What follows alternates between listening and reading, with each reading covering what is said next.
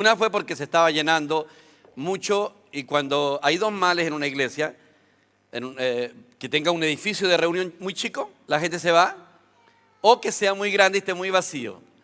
Entonces, cuando ya la iglesia empieza a crecer y se empieza a llenar, también existe el problema de que la gente no se comunica con uno. Porque en una iglesia grande, cuando hay mucha gente, la gente no se atreve, no se acerca a uno. Me gusta, han tomado una actitud diferente, en la mañana sobre todo los hermanos, se paran ahí, disculpe, que quería despedirme, y yo encuentro que está muy bien. Deben ser más violentos y despedirse y saludar. Porque la intención de hacer otra reunión es no crecer demasiado en la mañana, aparte que ya no podíamos crecer más porque estaba muy lleno arriba, y tener comunión con los hermanos, con la gente que uno no... Porque esa es la idea. O sea, una iglesia debe tener mucha comunión entre los hermanos, acercarnos unos a otros, conocernos y entrelazarnos. También hay reuniones de hogar y doy gracias a Dios por eso. Yo normalmente no, o sea, yo no soy un pastor controlador. Entonces hay hartas reuniones de hogar y yo no voy a ninguna reunión de hogar, aunque me gustaría ir a todas, me gustaría rotar, pero por razones obvias no podemos hacerlo. Y el sábado estuvimos con la Sol, hemos estado donde el hermano César, que es el que más me invita porque vivimos como a 2 cuadras, pasaje diríamos, y normalmente me invita a una buena comida, entonces uno no puede resistirse a esas invitaciones. En la última estuvimos en un cocimiento, estaba delicioso, que estaba bueno. Y ayer tuvimos, o el jueves con la Sol, prepararon un asado y la Sol es muy buena anfitriona. En realidad ella nos invitó y nos atiende, cariñosa y muy, muy cálida y muy atenta a todo. Y cambiándole la carne que está fría y acá. Y uno se siente tan feliz por la forma como lo atienden.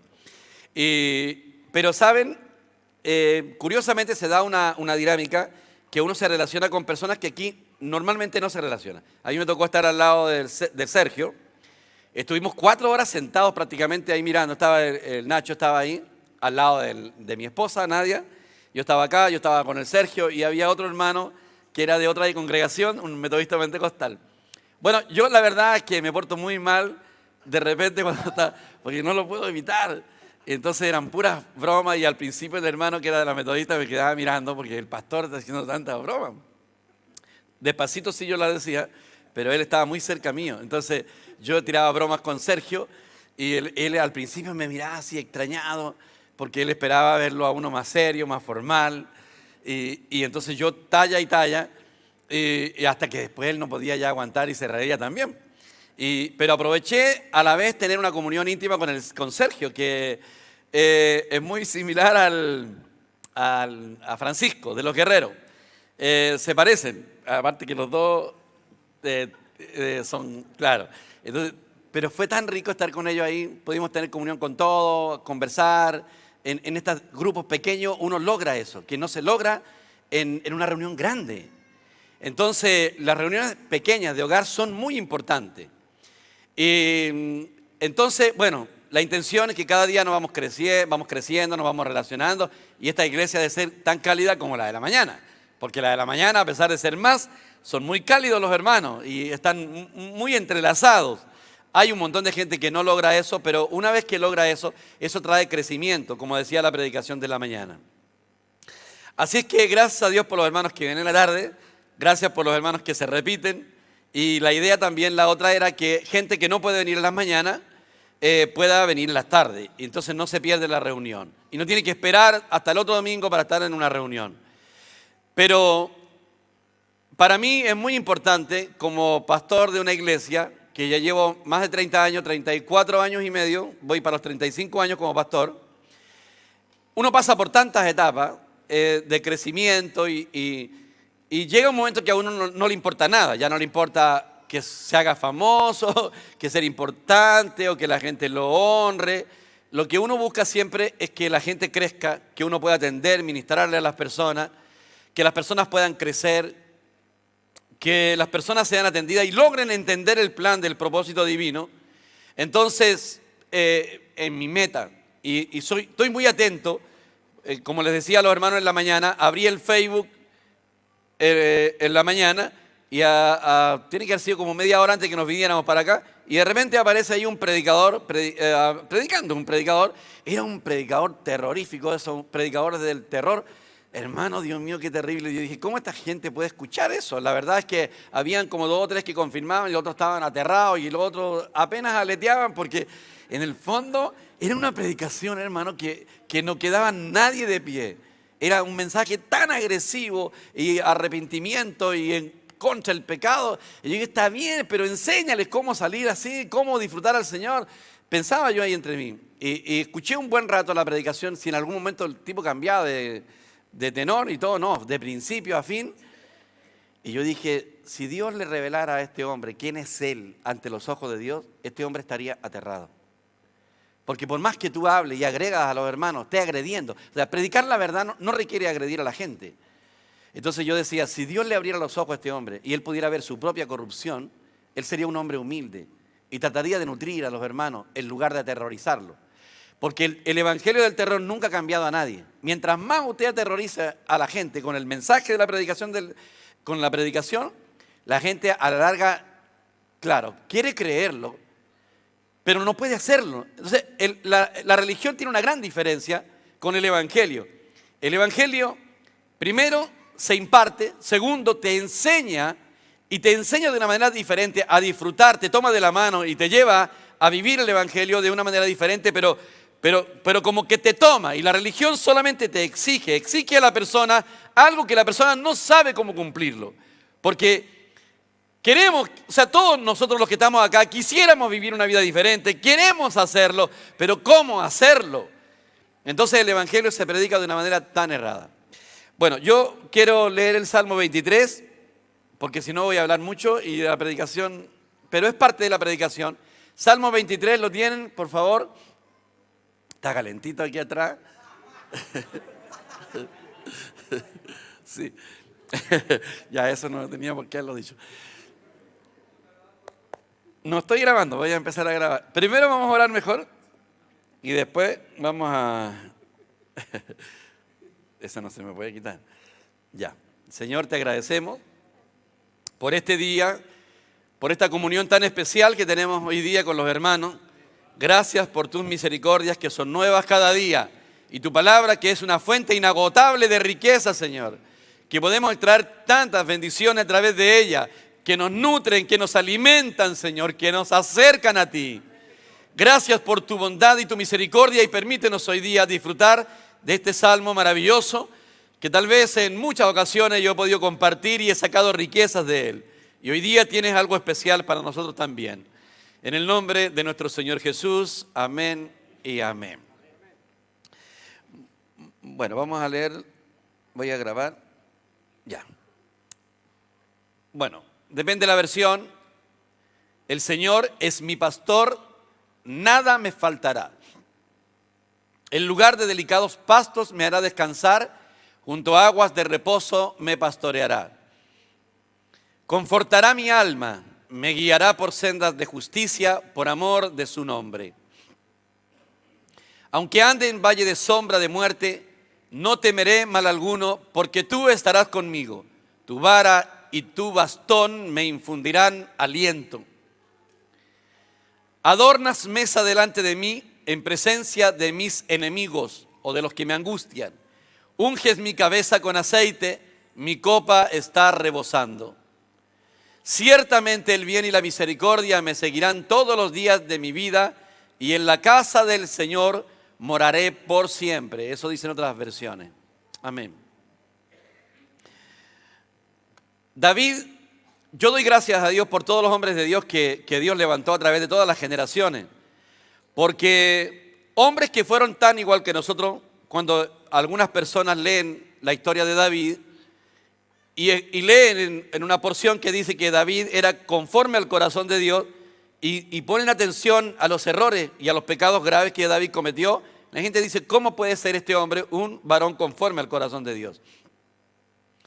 Y la razón es que David era uno, tal vez de los hombres más humildes del Antiguo Testamento, un hombre extraordinario, que fue forjado por Dios, pero tenía un corazón especial que se dejaba formar, porque David fue un hombre que nunca dejó, nunca permitió, y no sabemos cómo Esta gente pudo haber tenido una revelación tan especial del Señor, obviamente obedece a Dios, pero nunca dejó que una etiqueta, que alguien lo etiquetara, que alguien le pusiera una marca o un estigma en su vida, que él pudiera haber aceptado. No importa lo que la gente le podía decir, David nunca aceptó. Él siempre aceptó una relación personal con Dios y lo que Dios decía de él. Su relación personal lo hizo crecer de una manera extraordinaria, a pesar de que no tenía el Espíritu Santo morando dentro de su interior.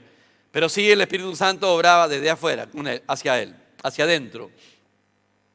Y David fue un hombre que logró entender, a pesar de que no tenía grandes mensajes ni grandes predicaciones, que en la soberanía de Dios, Dios lo puso en un lugar que Dios arbitrariamente determinó y que es la situación de todos nosotros. Si nosotros pudiéramos ver que arbitrariamente, sin que nosotros tuviéramos ni la más mínima intervención, Dios designó un día en que habíamos de nacer, nos designó una época, nos designó un tiempo, nos designó un país, nos designó un pueblo, una era y una familia, un matrimonio en el cual debíamos de nacer. Esto no tiene nada que ver con la intervención humana. O sea, Dios arbitrariamente, conforme a su sabiduría, nos puso en un lugar donde Él consideró, ya sea que esto se cumpla o no se cumpla, porque eso también depende de nosotros, designó un lugar que era el más apropiado en el cual debíamos nacer. O sea, nos puso en un lugar, en realidad, y como alguien dijo por ahí cuando nació Nagui, por ejemplo, me acuerdo de un hombre que todavía no es cristiano, pero aún teme a Dios, ese hombre, él dijo, bendito sea Nagui en el hogar donde fue a nacer. Porque él consideraba que Dios lo puso en un lugar privilegiado al haber nacido en un lugar de padres cristianos y donde él se iba a criar, según el concepto de este hombre, en un hogar de amor, de cuidado, de protección y donde iba a ser nutrido por la palabra de Dios. Entonces él, previendo esto, dijo, bendito sea Nagui en el hogar donde fue a nacer cuando Nagui había nacido, y él se había enterado de que Nagui ya había nacido y me llamó para felicitarme. David fue puesto en un lugar conforme a la sabiduría de Dios.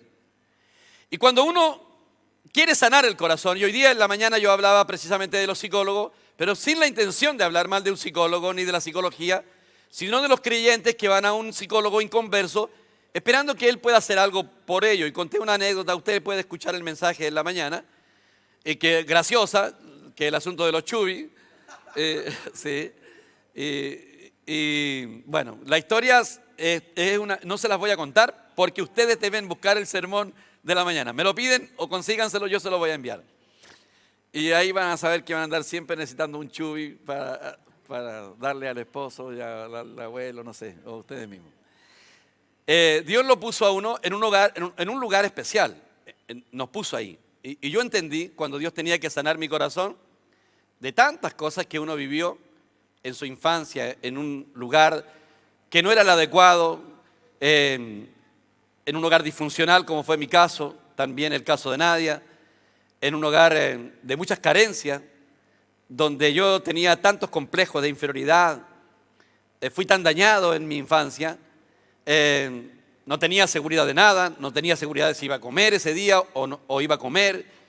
Hubo una etapa de mi vida en que no sabía si dónde me iba a acostar, no tenía una cama, no tenía un dormitorio, no tenía una preocupación. Pero entendí después, con el transcurrir de los años, en mi relación personal con Dios, en oración con Dios, entendí que Dios me había puesto en un lugar especial porque Él tenía un plan, que Él tenía un propósito en mi vida y Dios tenía que sanar mi corazón porque era el lugar propicio donde yo me criara, donde yo me formara.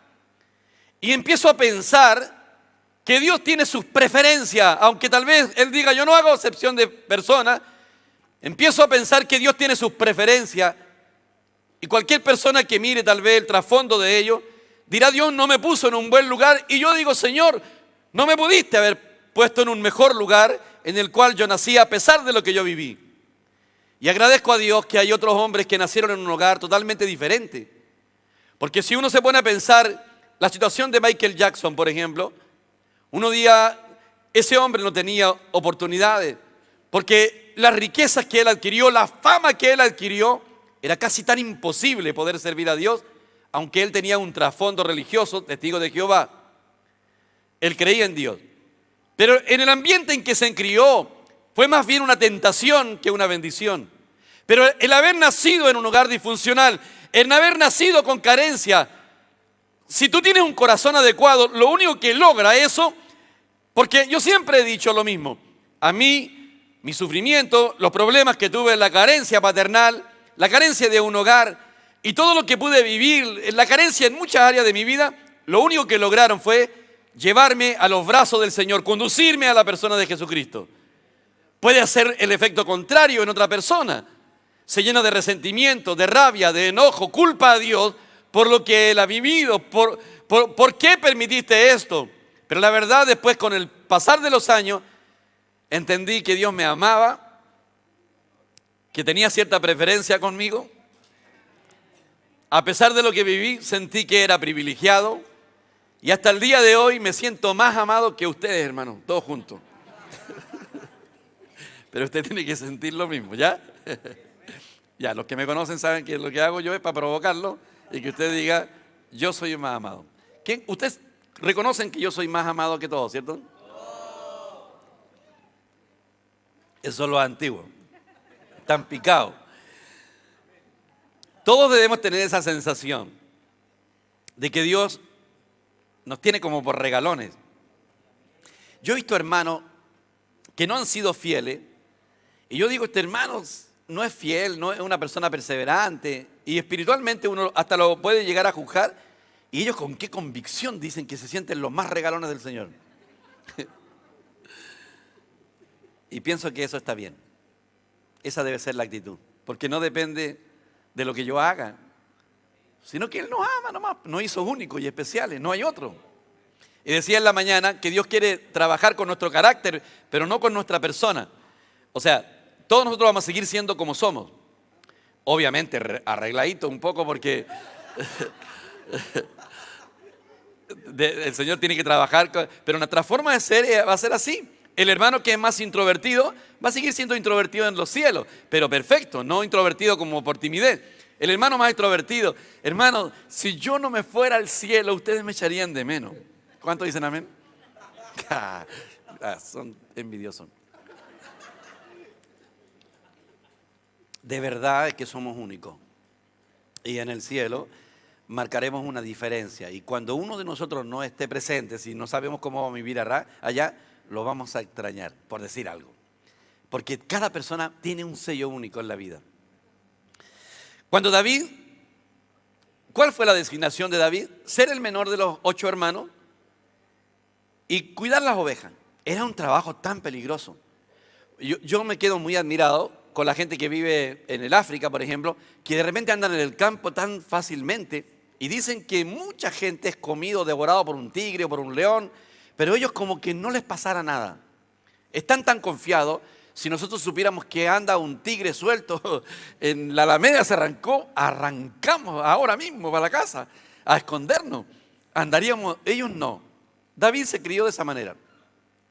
Y David era un pastor de ovejas, y como pastor de ovejas, él escribió este salmo inspirado por el Señor, inspirado por el Espíritu Santo.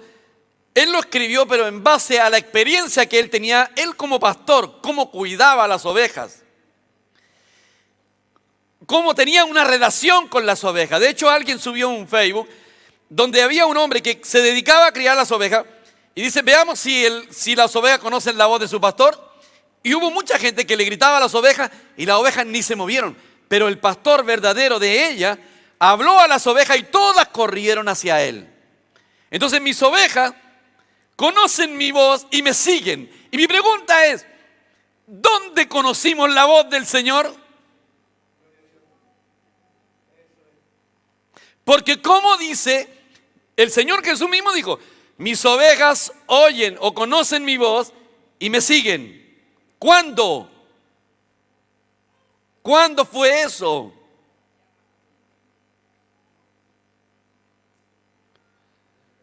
Y ahora vamos a la experiencia de las mujeres. ¿Qué hacen las mujeres cuando están embarazadas? Le hablan ahí. Y nosotros también nos metemos y tratamos, pero el bebé conoce a la mamá. Conoce a la mamá. Es impresionante. Yo recuerdo una vez, la Nidia era una guagua, ¿no? No sé cuántos meses tenía, un par de meses. Y con mi esposa fuimos a un velorio y la Nidia, apenas nosotros nos alejamos de ella, ella empezó a llorar. No teníamos auto en ese tiempo. Lloraba. Miraba, la tomaba mi suegra, más lloraba. La tomaba...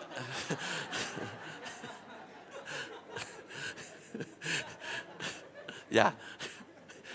La tomaba mi cuñada, lloraba y seguía llorando y pasaba de mano en mano y nadie podía calmarla. Y nos fueron a buscar. Yo creo que pasó un lapso de 1 hora más o menos. Y llegamos allá, la Nadia toma a la Nidia, la mira, me mira a mí y se calla. Pero una guagua que no tiene discernimiento. Nadia le habló y la guagua se calmó. Entonces cuando él dice, mis ovejas conocen mi voz. Pero ¿dónde conocimos la voz del Señor? Porque ¿cómo le seguimos? Mis ovejas conocen mi voz y me siguen. ¿Dónde? ¿Dónde estábamos en la eternidad?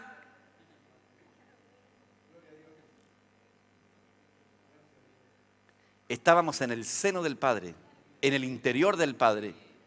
Y Él nos habló y nos marcó. Y nos marcó. Desde la eternidad venimos marcados. Aleluya, gracias Señor por eso. Amén. Venimos marcados desde la eternidad, querido hermano.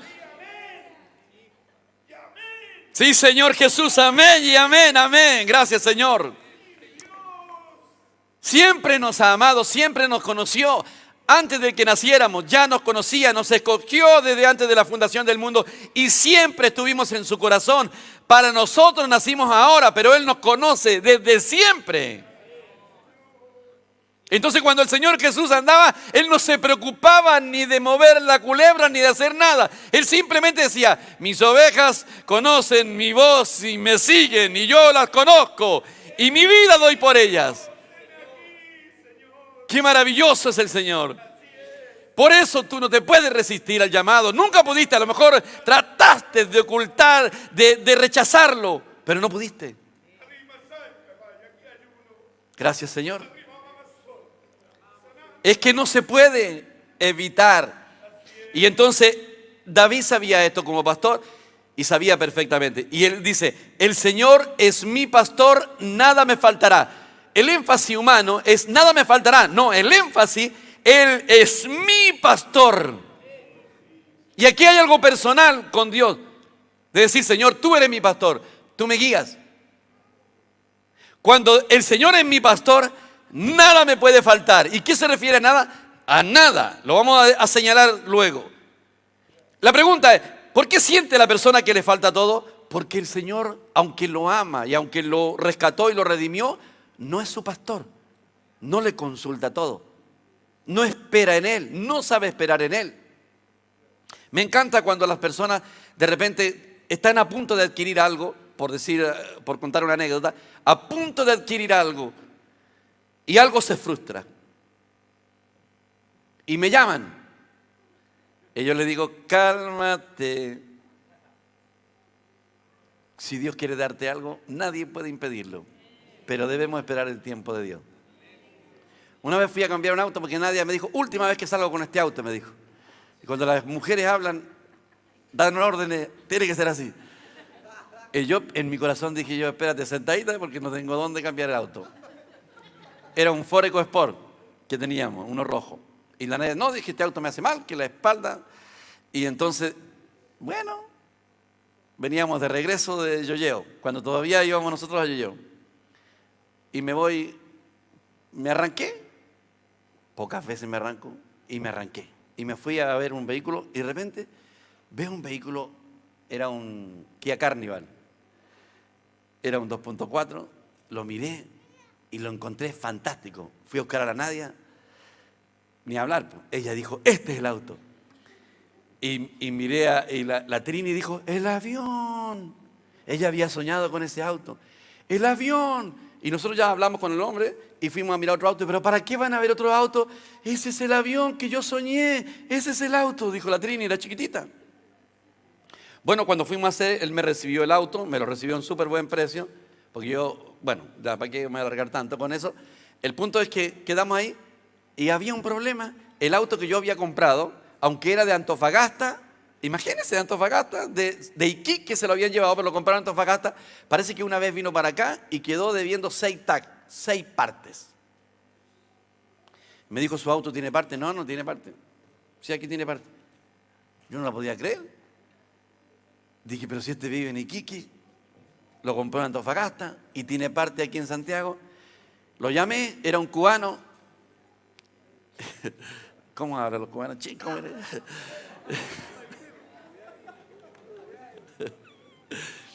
Y entonces él me dijo que una vez había venido. Pero yo pagué eso, me dijo. Pero por los problemas había un problema. Entonces el hombre me dijo, déjeme un dinero. Déjeme 500.000 pesos y le aseguro el auto. Y yo lo quedé mirando y le dije, no. Me dijo, pero yo va a perder el auto. Porque usted se puede demorar por lo menos una o 2 semanas en sacar los partes. Le dije, mire, le voy a decir algo. Se puso a reír el tipo al final. Yo soy un hombre de Dios. Y no quiero nada que Dios no quiera darme. Si ese auto es para mí, usted no lo va a poder vender.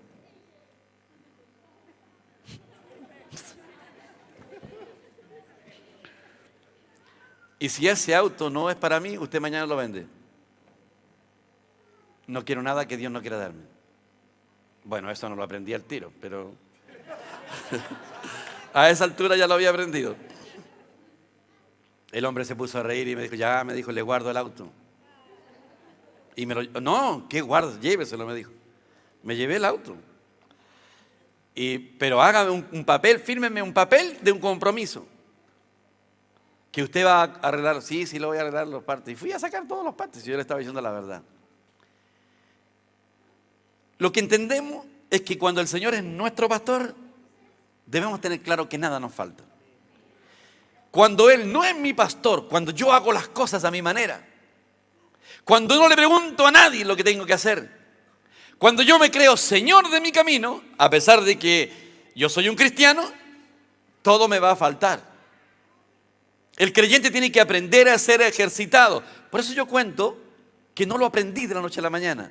Para que usted no se cree la expectativa de que la conducta que yo tuve con este caballero es porque siempre he sido así. No, uno está lleno de ansiedades. Pero aprendí que no quiero nada que Dios no me quiera dar. Y aquí él dice, el Señor es mi pastor, nada me faltará. Y luego dice, en lugar de delicados pastos me hará descansar. Cualquier cosa donde usted quiera acudir, que no sea la persona del Señor Jesucristo, quien es nuestro pastor, solamente le va a entregar pastos secos. Va a encontrar terrenos áridos que no encuentran nada. Si una persona intenta ir, voy a buscar la solución por este lado, voy a buscar la solución por este otro lado. Es impresionante cómo la gente busca soluciones en un lugar donde no es Cristo. Pero él dice, en lugar de delicados pastos me hará descansar y junto a aguas de reposo me pastoreará. Esas aguas de reposo que encontramos en la vida de iglesia, que nos llevan a descansar, que es lo que decía recién el hermano, que me siento tan feliz. Comimos en la mañana, disfrutamos en la mañana y ahora puedo venir a la reunión de la tarde. Bienaventurado es que el hermano, porque es soltero también, no tiene a nadie que pedirle permiso. Amén, pues hermano.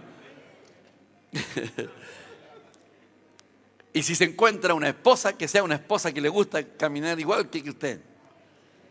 Junto a aguas de reposo, dice, me pastoreará. No es la religión, no es la jerarquía religiosa, no son las tradiciones, no hay nada. Por eso tratamos de que la reunión sea espontánea, sea libre, no haya nada aquí del elemento religioso. Por eso el ambiente que tratamos de formar sea un ambiente de familia y usted tiene que ser parte de la familia. Entonces cuando usted entiende eso, el Señor le hace descansar. Aguas de reposo significa que usted está en un descanso, que cuando usted toma y bebe de la palabra, usted puede descansar y decir, perdón hermano Luis que lo esté citando más que la Biblia. El hermano Luis, pero es que es verdad, recién él me dijo algo, lo estoy citando más que la Biblia. El hermano recién me dijo, ya se me olvidó lo que me dijo. No. ¿Ah? Él me dijo, espérese, ¿cómo? Sí, él se acercó a mí ahí y me dijo, pastor, entendí que no tengo ni un futuro. ¿Para qué lo vamos a contradecir? Pero lo que él quería decir es que su futuro está escondido en Cristo. Porque los creyentes debiéramos no tener futuro. El Señor dijo, cada día tiene su propio afán. Viva el día de hoy. Porque con toda sinceridad, el mañana no es nuestro. Hay una hermana de Venezuela que tiene su marido en el extranjero, o sea, fuera de su país, no está en Venezuela, y ella me cuenta, se le murió un amigo. Qué tristeza, se murió un amigo de 40 y tantos años. No sé cómo murió, de una forma violenta, murió. Después no pasaron ni 2 semanas o 3 semanas, se le murió otro amigo. 2. Después viene, se le muere otro amigo. Y ayer me dice que su esposo la llamó para pedirle oración porque tiene un amigo que está enfermo, tiene unos 53 o 54 años, y después, al rato después la llama, como a la hora después, se murió también el otro amigo. 4 personas murieron así en un segundo. Y entonces la persona empieza a darse cuenta que no tiene ni un futuro, que el futuro que tenemos nosotros es el Señor. Fuera de Cristo no tenemos ni un futuro. Yo escribí una frase, traté de leerla para memorizarla, escribí una frase que más o menos, ya ahora no me acuerdo muy bien, que dice así. ¿Por qué a las personas les duele tanto cometer errores? Porque están edificando su vida aquí en la tierra. Esa es la razón por la que les duele tanto cometer errores. En cambio, los que estamos construyendo para el cielo, para la vida futura, está en otras palabras, después me lo piden, se los mando por WhatsApp. No nos duelen los errores, porque para Dios los errores de los hijos de Dios están contemplados. Son parte del proceso de crecimiento y de madurez. Cuando Dios ve que cometes errores, Él lo tiene todo calculado. Una hermana me llamaba, me decía, pastor, estoy presionada, no cumplí las expectativas, los jefes me van a presionar, cálmate. El jefe te presiona, pero tiene calculado que no vas a cumplir la meta siempre. Se ríe, ¿eh? Ya no podemos evitar. La Jacqueline. Pastor, no cumplí la meta. Cálmate, Jacqueline, le digo. Cálmate, Jacqueline. ¿Qué? El jefe sabe que no siempre va a cumplir la meta. Cuando tú te acerques ahí y le digas que no cumple la meta, no te va a decir nada. Al día siguiente habló con la jefa y le dijo, jefa, no cumplí la meta. No te preocupes, le dijo. ¿Por qué? Porque la jefa tiene calculado que no iba a cumplir la meta siempre. Solo que presionan para que lo haga y no te relajes. Cuando Dios nos llamó, Él tenía contemplado todos los errores que no vamos a cometer. Así que no te duelan los errores que cometiste. Porque no son errores para Dios. Son intentos hasta llegar al fin deseado por Dios. Aleluya, gracias Señor por eso. Amén. Y ese es un reposo, un descanso. Pero hay gente que dice que hay errores que son irreparables. Pero si Dios está forjando el carácter en tu vida, no hay nada que sea irreparable. Al contrario, lo que a nosotros nos parece que los errores, quisiéramos borrarlo, ir al pasado, borrar todos los errores que cometimos.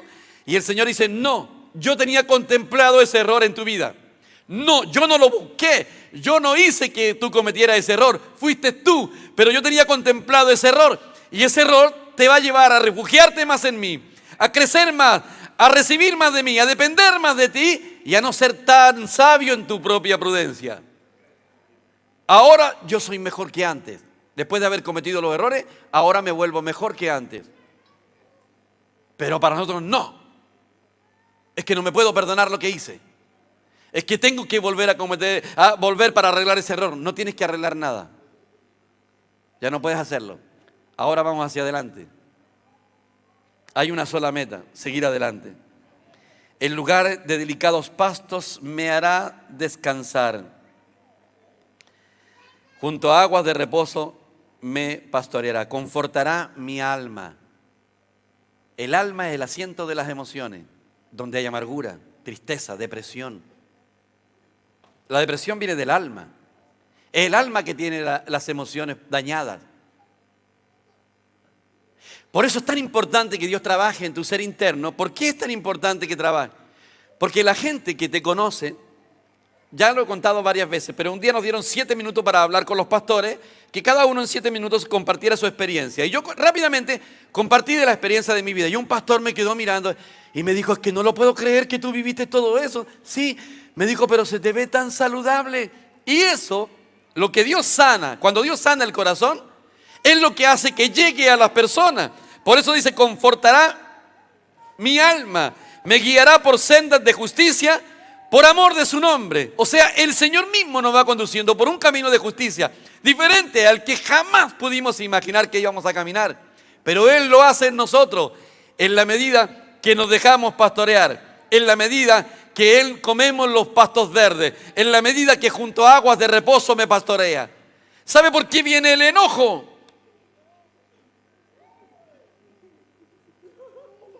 Porque no crees que Dios te está pastoreando y cada vez que pasa algo que donde tú sufres pérdida, te enojas. ¿Por qué nos enojamos? Porque yo estoy sufriendo pérdida. ¿Por qué me enojo? Por esto. ¿Por qué me enojo? Porque mis propósitos no son cumplidos. ¿Por qué me enojo? Porque yo tenía que comprar esto y me falló y siempre por algo que nos falló. Hermano, Dios es experto en echar abajo todos nuestros planes.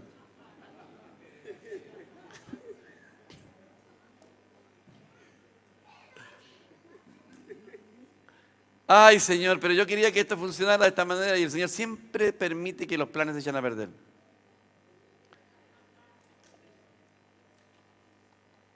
Así que el Señor, usted cuando haga un plan, bueno, Señor, si no funciona así, haga un plan A, plan B, plan C. ¿Siempre el Señor permite que los planes se echen a perder? ¿O me pasa a mí nomás? Pero hay una frase que usted debiera apropiarse de ella y decir, Señor, yo voy a planificar esto. Si tú lo cambias, no me importa.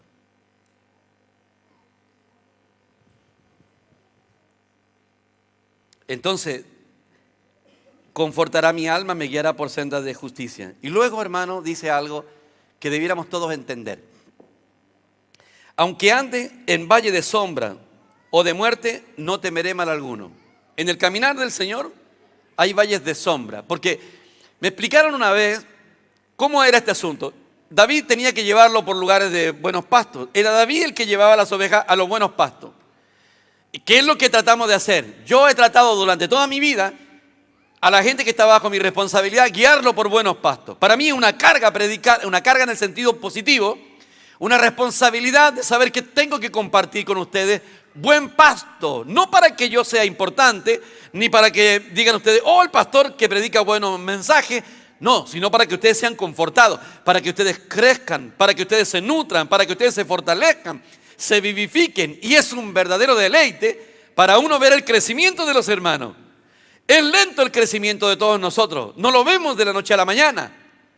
Hermanos, dura toda la vida, pero uno ve en el transcurrir del tiempo cómo han crecido los hermanos. Los que son más antiguos y uno ha visto su vida, uno dice, Señor, este árbol ha crecido. Algunos crecen más rápido y otros un poco más lento, pero todos crecemos. Entonces lo que debemos entender que hay momentos de sombra, aunque ande en valle de sombra. ¿Por qué decía esto David?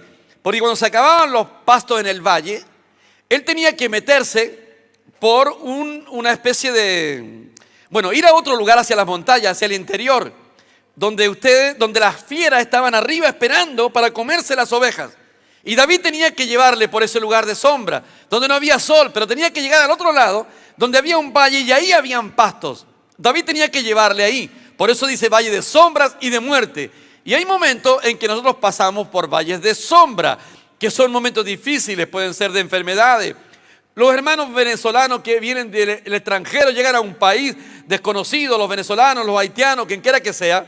Nombramos a los venezolanos porque en este tiempo han llegado más de ellos. ¿Qué significa estar en un país extraño? donde no conocen a la gente, donde no tienen el apoyo que tenían allá. Es una lucha, es un tiempo de sombra. Cuando perdemos la salud es un tiempo de sombra. Se acercó una hermanita que la operaron, está acá en un país extraño. La pobre tenía un tumor, no sabe si es cancerígeno, está sola con su hijo. Yo no sé si está aquí hoy día o no, porque le pedí que viniera. Y ahí está mi hermanita. No se olvide que tiene que acercarse de mí después. Eso es un valle de sombra. Pero a veces, cuando la gente pasa por un valle de sombra, sufre tanto como si fuera un valle de muerte. El valle de muerte es diferente. Lo interesante es que David corría el mismo peligro que las ovejas. Porque David llevaba las ovejas, pero las fieras estaban arriba, podían saltar sobre él también. Él corría el mismo peligro. Eso significa que cuando estamos en un valle de sombra, jamás estamos solos. El Señor está con nosotros. Y en un valle de muerte, el Señor está con nosotros. Entonces, en el valle de sombra son dificultades, problemas, aflicciones que vivimos. Pero son permitibles. Dios los permite. Y luego está el valle de muerte, donde la gente que está viviendo el valle de sombra sufre como si estuviera viviendo un valle de muerte. Hay gente que me llama. Hay una muchacha que me llama de Chiloé. No es ni siquiera de la iglesia, ella es católica y todo, pero me conoció allá y nunca quiso perder contacto. Yo le digo, cualquier enfermedad que tú tengas no es mortal. Todas las enfermedades que tú tienes, ninguna te va a llevar a la muerte. Pero hay enfermedades que son mortales, que no hay remedio. Como el que está viviendo la Nadia, mi esposa. Que es una enfermedad que no tiene vuelta. Que es irreversible. Que avanza hacia la muerte. Y lo que le van a hacer ahora es para congelar un poco ese proceso. Pero lo interesante, dice que aunque ande en valle de sombra y de muerte, no temeré mal alguno. Esto lo escribió David porque se inspiró. ¿Usted cree que en una noche de luna él era poeta y dijo voy a escribir este salmo? No, esta es una experiencia viva, donde anduvo 3 años arrancando de un ejército de 3.000 hombres que lo seguían por los montes. David no podía dormir porque el ejército estaba al acecho. Encima de él, en una llega el ejército a dormir, el rey Saúl que lo andaba persiguiendo con 3.000 hombres y él apenas tenía 400, durmió en la misma entrada de la cueva donde David estaba escondido al fondo. Si David hubiera roncado como ronco yo, lo pillan.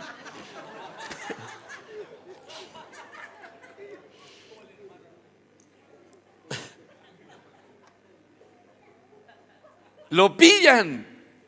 Pero David estaba ahí y Saúl estaba en la entrada y él tenía que dormir, no podía ni arrancar.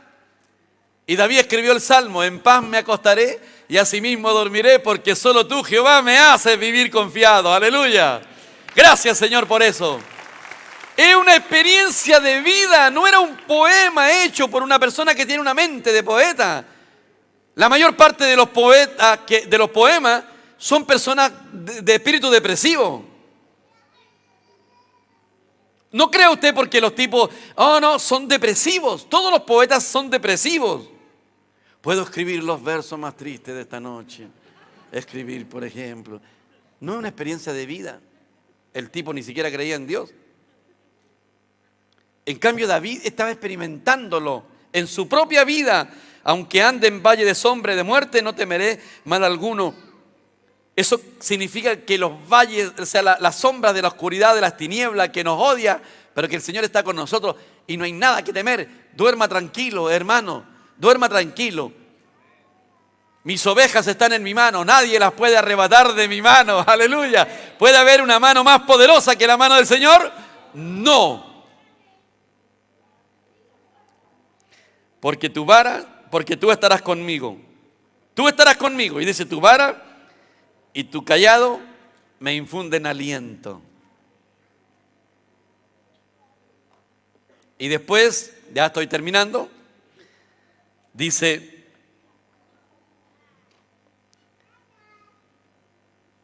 Aunque ande en valle de sombra de muerte, tú estarás conmigo. Tu vara y tu callado me infundirán aliento. Aderezas mesa, significa adornas la mesa, delante de mí, en presencia de mis enemigos. Esta porción es maravillosa. Y aquí es donde yo no estoy de acuerdo con las personas que matan a través de una predicación. Dice, adereza mesa delante de mí en presencia de mis enemigos. ¿Cuáles enemigos? Los que están dentro mío. Si los enemigos no están afuera, están dentro mío.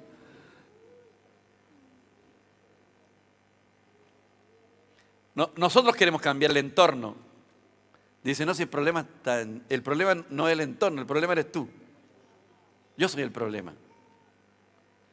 Y el hombre no puede ser cambiado a menos que nazca de nuevo. Tiene que nacer de nuevo en el Espíritu. ¿Y qué es lo que hace el Señor? Pone una mesa. ¿Y cuál es la mesa? En los ricos pastos que Él tiene, el banquete que estamos disfrutando con el Señor, su palabra, su Espíritu, lo que hablábamos en la mañana, que nos pone en una condición para crecer, como la planta, por ejemplo, necesita 4 cosas, dijimos en la mañana: la tierra, que se requiere para la semilla, la tierra es Cristo, y luego dice que necesitamos agua, hay que regar la planta, el agua es la palabra viva, y el aire también se requiere. Y el aire, por eso él lo decía, hermano, tenemos que respirar al Espíritu Santo. El Espíritu Santo está dentro de nosotros, pero está aquí en el aire. Y lo podemos respirar. En la mañana no lo dijimos, pero por eso lo digo ahora. Lo dijimos en la mañana. Señor Jesús, te amo, Señor Jesús. Hágalo todos los días. Y le apuesto que algo va a pasar. El Espíritu Santo está aquí y usted lo puede respirar. Te amo, Señor. Y el sol son las aflicciones, son los 4 elementos para que una semilla crezca. Y un niño, ¿cómo lo hacemos crecer? Que coma, po. Primero le damos leche, la mamá le da leche, comida un poquito más sólida, las papillas. ¿Sí? ¿Por qué le decimos a los niños, come para que crezcas? ¿Cierto? Come.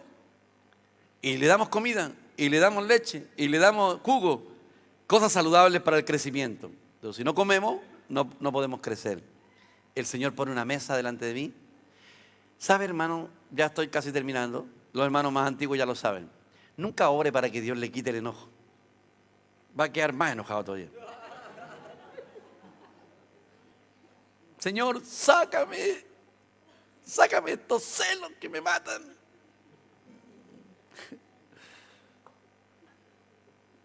Señor, quítame el temor, quítame la depresión, nada de eso. No ore nunca así, nunca, no ore así. Mientras más usted piense en los defectos que tiene en el interior, más grandes se hacen.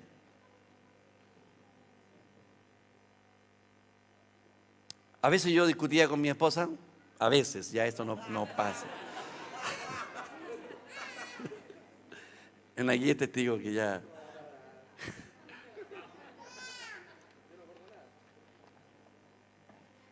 Y yo iba a orar, Señor, quítame el enojo, Señor, y el mal genio, y llegaban peor. ¿Por qué? Porque usted tiene los ojos puestos en su defecto. Mientras más mira el enojo, más fuerte se hace el enojo.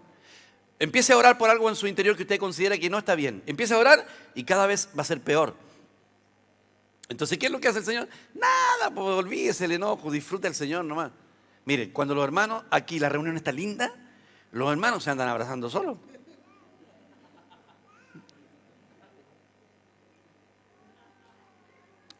¿Por qué? Porque disfrutar al Señor. A veces, media hora antes de venir a la reunión, nos poníamos a pelear con la Nadia. Poníamos a pelear.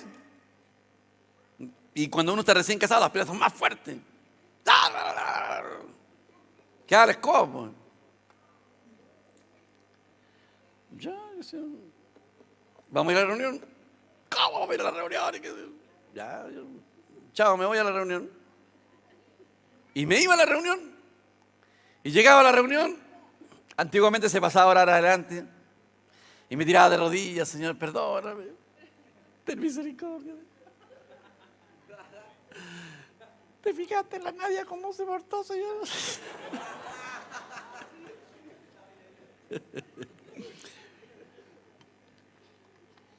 Ya oraba unos minutitos, unos 10 minutos, ya, y listo, ya me sentía un poquito mejor. Y cuando empezaba la reunión, me sentaba adelante y empezaba a alabar al Señor. Ya como que se me olvidaba todo. De repente me sentía observado. En la última banca estaba.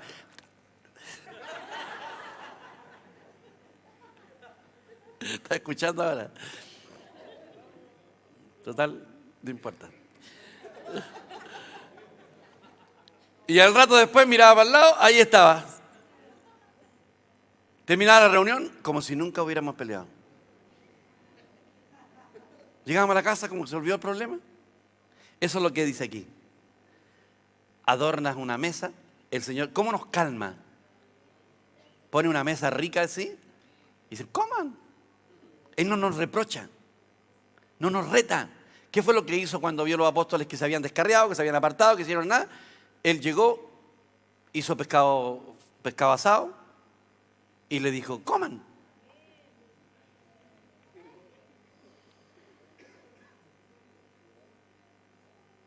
Y después que comieron todos, se fue a caminar por la playa y ahí partió Pedro y Juan.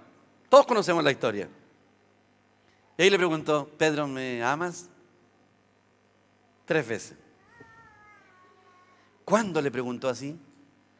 Ahora que comiste, ahora sí puedes amarme. Ahora que comiste, ahora puedes dar tu vida por mí. Ahora que comiste, eres capaz de morir por mí. Antes de comer, no. Entonces, para poder ser fiel a Dios, no hay que golpear a los hermanos. Hay que darles a comer.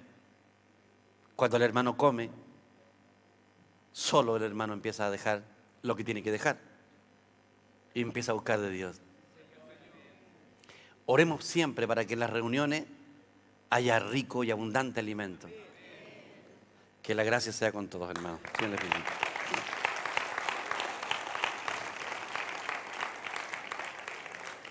Gracias, Señor Jesús. Eduardito, es todo tuyo. Tú. Amén. Hermosa palabra hemos recibido esta tarde. ¿Vieron que era de doble porción o no? ¿Cuántos han recibido?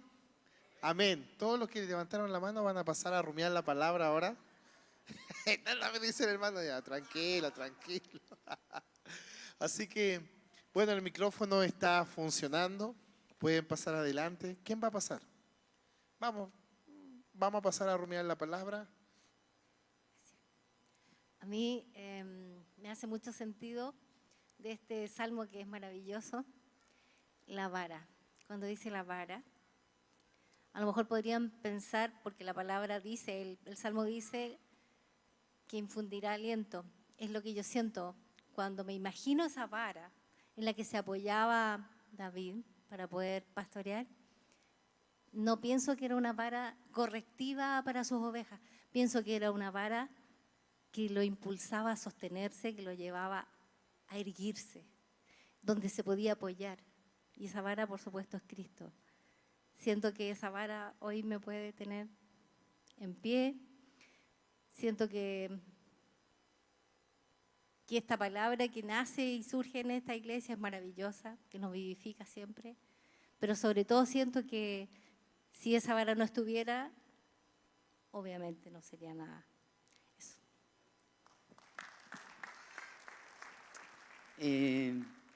Toda la prédica estuvo rica, pero anoté, me gustó cuando el pastor hizo esa pregunta de ¿por qué nos duele tanto cometer errores? Y es verdad, pues, porque cuando uno comete un error, piensa que se va a acabar todo, pero es porque tenemos la vista en hacer planes acá en la tierra, en el futuro en esta tierra. Pero qué hermoso lo que dijo, que el Señor ya tiene todo eso, lo tiene, ¿cómo dijo? Lo tiene contemplado todos esos errores, y además no solamente los tiene contemplados, sino que todos esos errores nos lleva a refugiarnos más al Señor, nos lleva a forjarse más Cristo en nosotros, a reconocer que somos incompetentes. Y hay otra cosa que también dijo, que el creyente no debía tener futuro. Y yo siempre lo veía como que el creyente no tiene futuro. Pero cuando el pastor dijo que todos los días nosotros teníamos que acudir al Señor, y depender de Él, porque Él es nuestro futuro, me hizo mucho sentido, po, porque no es que no tengamos futuro, sino que significa que no tenemos que proyectarnos, sino que día tras día, un día tiene su propio afán y cada día vamos al Señor por ese afán, no por el afán de mañana, sino que por ese afán. Y es hermoso, po, porque es acudir a la persona del Señor Jesús siempre. Y lo otro que dijo de los pastos, cuando hizo la comparación de los pastos verdes con los pastos secos, dijo que cuando nos buscamos refugiarnos en la persona del Señor Jesús y no buscar otras soluciones, que ahí es cuando comemos sus pastos verdes. Y yo muchas veces me he encontrado buscando soluciones en la sequedad del desierto, así, y me quedo todo seco yo quedo mal, porque no estoy buscando la solución en la persona del Señor Jesús, no estoy buscando refugio en su persona. Y después ya cuando el pastor estaba terminando, como que todo me hizo sentido de que cuando el pastor dijo, el salmo empieza, Jehová es mi pastor, o el Señor es mi pastor, nada me faltará. Y todos hacemos el énfasis en que nada nos va a faltar. Pero el pastor dijo, no, pues el énfasis es que el Señor es mi pastor. El énfasis no está en lo que tenemos o en dejamos de tener, sino de quién somos, a quién pertenecemos. Entonces eso es hermoso, porque por eso David, cuando quizás estaba cruzando con las ovejitas por un valle de sombra de muerte, él sabía que por delante de él, tal como él iba por delante de la oveja, iba el Señor. El Señor iba pastoreándolo. Y él era del Señor. Y si el Señor no permite algo, y si el Señor te pastorea, sí o sí, el Señor te va a llevar por un buen camino. Y dijo el pastor que todo eso rico, los pastos verdes, aderezar mesas, dijo que todo eso era cuando nosotros nos dejamos pastorear por el Señor. Nos humillamos ante Él y decimos, Señor, tú eres mi pastor, yo soy tuyo y tú eres mío y nada más importa.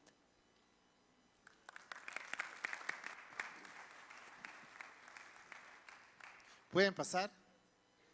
Tiene que venir para adelante, Gerardo.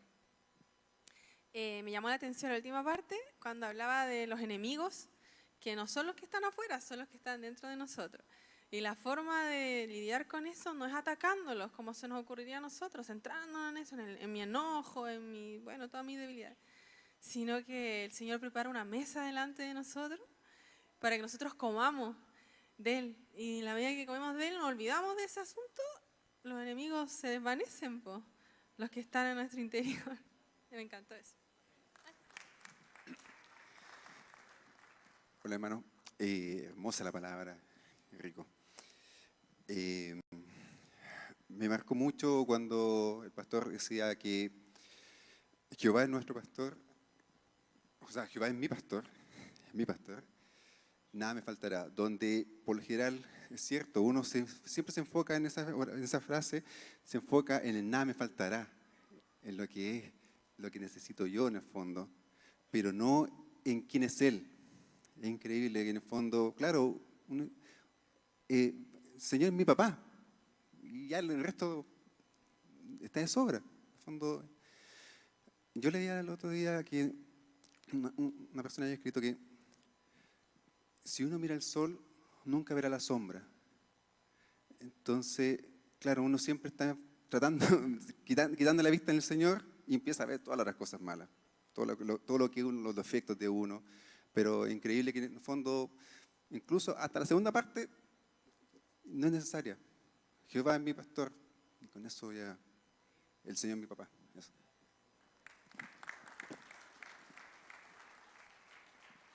A mí me hizo clic la frase que decía que el futuro le pertenece al Señor, porque eso también me lleva a descansar.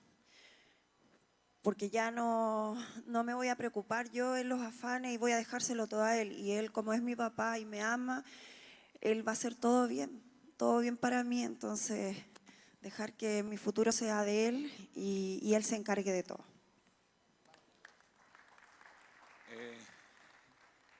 La prédica estuvo pero exquisita y me quedo muy en el corazón que Jehová es mi pastor y que uno obedece a su llamado.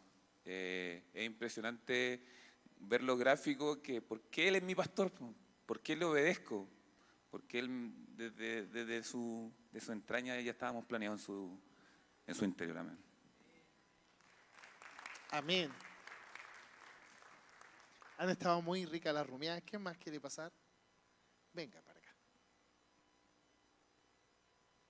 Hola, hermanos. Bueno, para mí fue bien sorpresivo este salmo porque era como una especie de trauma que yo tenía con el Salmo 23, porque no me podía ir a la cama sin recitárselo a mi abuelita. Entonces se me convirtió como en una especie de mantra. Entonces lo escuchaba después, y como una vez también dijo el pastor, que la gente que no iba a la iglesia era porque Jehová es mi pastor, entonces no voy a la iglesia. Y en verdad no era así, era que él lo dice de manera, tampoco es metafórico, sino que uno tiene que venir a buscar alimento a la iglesia porque acá está el cuerpo de Cristo. ¿Ya? Y lo otro que también me perforó la entraña fue que uno como mamá, cuando tiene a sus bebés, uno les habla y al principio es una ridiculez, porque uno, por lo menos eso me pasó a mí, yo tengo como la antítesis del embarazo. Si quieren hablar conmigo, me preguntan nomás. Entonces, cuando uno le habla a la guata, en verdad, uno en principio no siente que le está hablando al bebé, pero después, cuando pasan los meses, uno sí siente a medida que se va moviendo el bebé y va reaccionando a la voz. Entonces, cuando dijo el pastor, ¿por qué nosotros escuchamos la voz del pastor, nosotros como ovejas? Mis ovejas escuchan mi voz porque saben quién soy. ¿Y de dónde viene esto? Desde antes de la fundación del mundo. Y eso yo lo encuentro espectacular, lo encuentro tremendo. Eso, hermanos, que el Señor los bendiga a todos. Amén. ¿Qué más? Venga para acá. ¿Por qué me dicen de atrás? Tienen que pasar.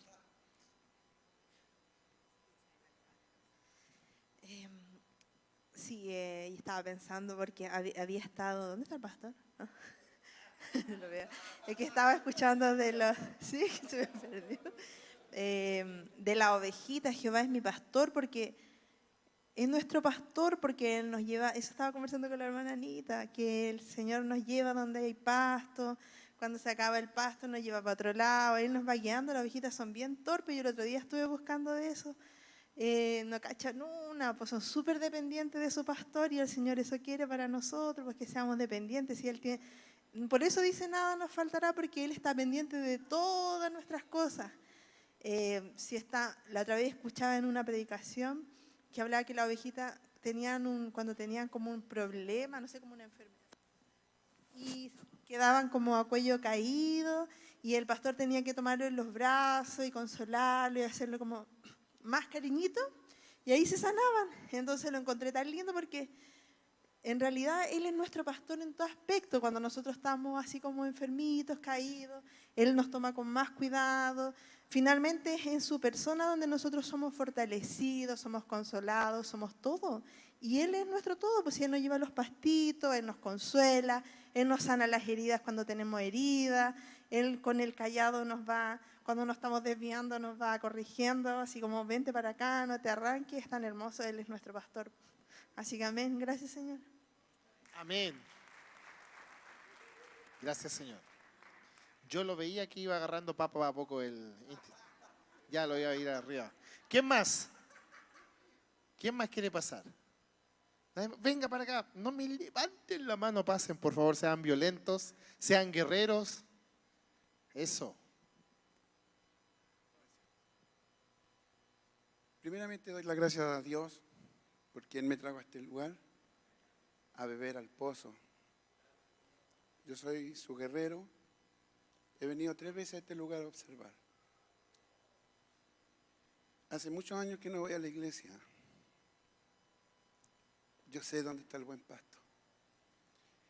En la mañana me conmovía la palabra del Señor en Romanos 8, cuando habla y dice, ¿dónde escuché la voz de Dios?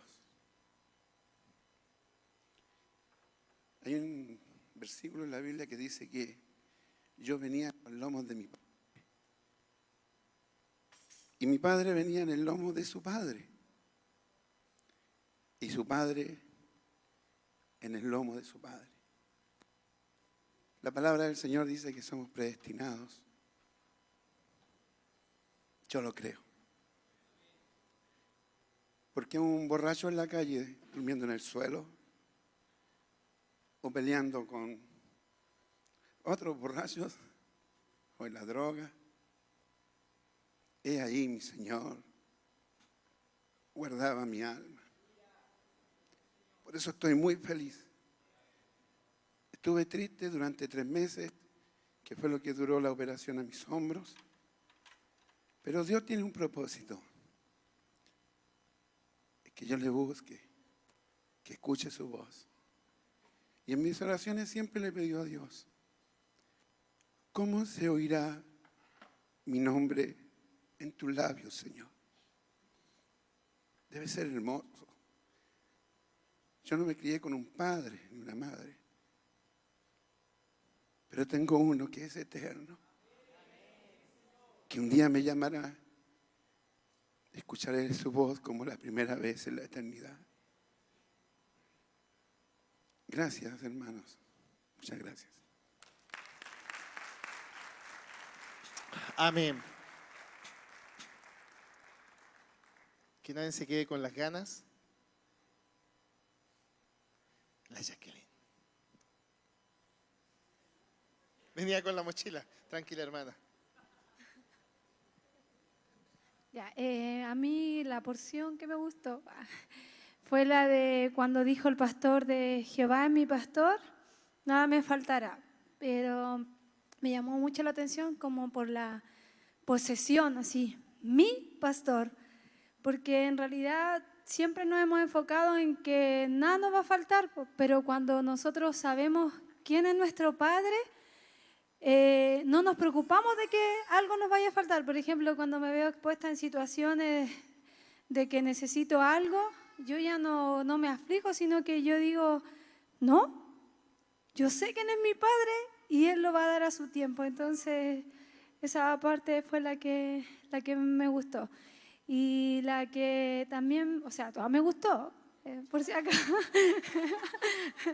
Y lo que también me hacía sentido era porque mi abuelito es pastor, no sé si es pastor de ovejas, pero en mi casa hay ovejas, donde mi mamá.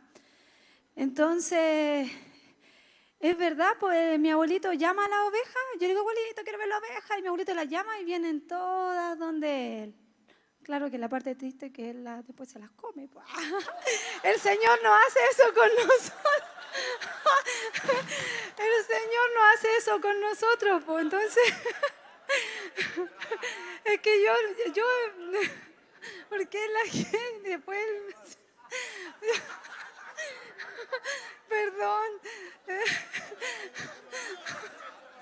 no, pero es que es verdad, pues la diferencia es eso, porque el Señor no es hombre como un pastor, sino que Él nos cuida y las ovejas realmente oyen su voz y eso ya lo echa a perder todo, ¿verdad? Bien. Ay, Señor. Le pasó lo que me pasó a mí el miércoles. Iba como avión y cayó, pero se entendió claro lo que ella quería decir. Amén. Amén. Colóquese en pie. A mí una parte de la que me tocó y me hace mucho sentido es que el Señor, cuando es nuestro pastor, nos lleva a pastos deleitosos. Y el pastor cuando decía que de repente uno siente que no está en pastos deleitosos, ¿cierto? Y la parte que me toca es porque realmente no estamos dejando que el Señor sea nuestro pastor. Y somos independientes. Que el Señor nos dé luz, gracia, para que dependamos de Él. Y nos dejemos guiar por Él. Porque siempre que nos dejemos guiar por el Señor, Él nos va a llevar a un deleite. Y lo otro, nunca usted va a poder hacer la obra del Señor si primero no come de Él. Qué hermoso, hermano. Porque cuando comemos de Él y nos fundimos de Él, recién podemos amar, cuidar y alimentar a los hermanos. Amén. Vamos a cantar al Señor con alegría.